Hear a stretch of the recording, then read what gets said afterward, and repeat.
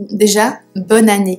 Hein. Coucou tout le monde. Pour bien commencer l'année, je me suis dit que j'allais reprendre un thème que je vous avais fait l'année passée, c'est-à-dire le petit déjeuner sans lactose. Je vous mettrai le lien quelque part là.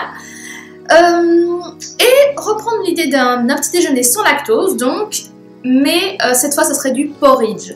Parce que j'ai vu sur le site d'une blogueuse zurichoise qui a fait finalement plusieurs types de porridge sans lactose et plutôt light, qui rappellerait finalement le goût de ton dessert préféré. Elle s'appelle Sylvina et je vous mettrai le lien soit en dessous, soit quelque part ici. Je me suis dit copions avec fierté.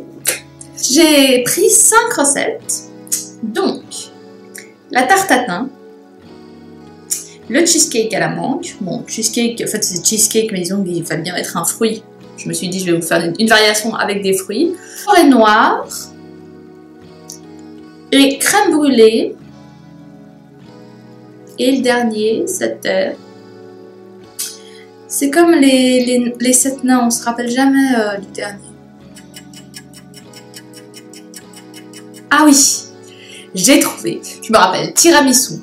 Voilà, j'ai essayé de vous faire des porridge qui rappellent ces desserts-là. Donc parfois il faut avoir un peu plus d'imagination que d'autres. Je vous laisse découvrir ces 5 recettes de porridge au petit-déj au goût de vos 5 desserts préférés. D'abord on commence avec 3 cuillères à soupe de flocons d'avoine et 1 cuillère à soupe de flocons de millet. On laisse reposer 10 minutes minimum, une nuit maximum au frigo.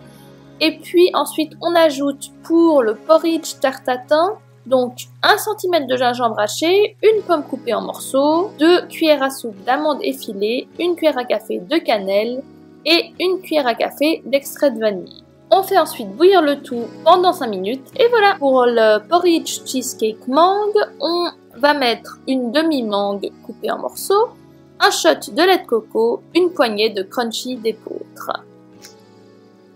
Pour le porridge forêt noire, on met un shot de lait de coco ou de la crème de soja, une demi-grenade dont on a prélevé les grains, une cuillère à soupe de cacao et une cuillère à soupe de chocolat noir que moi j'ai rajouté à la fin après cuisson. Pour le porridge de crème brûlée, 2 cuillères à soupe de yaourt sans lactose, une cuillère à café d'extrait de vanille, une poignée de crunchy d'épeautre et un filet de sirop de date que j'ai mis aussi après cuisson sur le dessus. Et puis finalement, pour le porridge tiramisu, un shot de crème de soja, une cuillère à café d'extrait de vanille, une poignée de crunchy d'épeautre que j'ai trempé dans une cuillère à soupe d'un caraume dilué dans de l'eau, et puis sur le topping à la fin, une cuillère à café de cacao.